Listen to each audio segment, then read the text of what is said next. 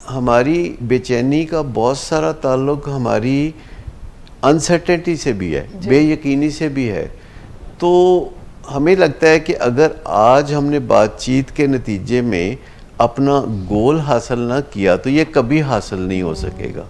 ہمیں بات چیت کو آگے بڑھانے کی بجائے زیادہ دلچسپی اس بات سے ہوتی ہے کہ ہیئر اینڈ ناؤ میں آج فار ایور یہ مسئلہ حل ہو جائے۔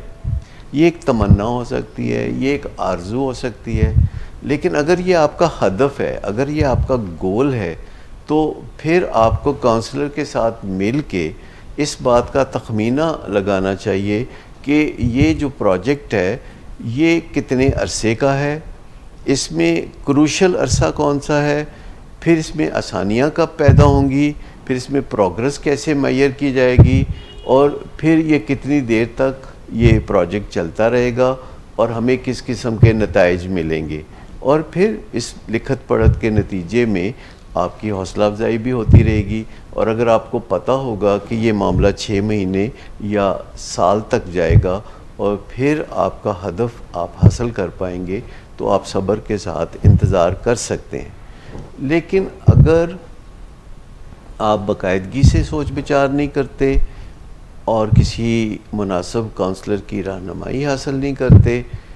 اور آپ اپنے پیارے کے نشے کی بیماری کا ذکر کرتے ہیں اور کونسلر کہتا ہے کہ بس آپ فکر نہ کریں یہ بہت جلد ٹھیک ہو جائے گا، آپ دیکھیے گا یہ کبھی دوبارہ نشے کی طرف مڑ کے ہی نہیں دیکھے گا، تو اس سے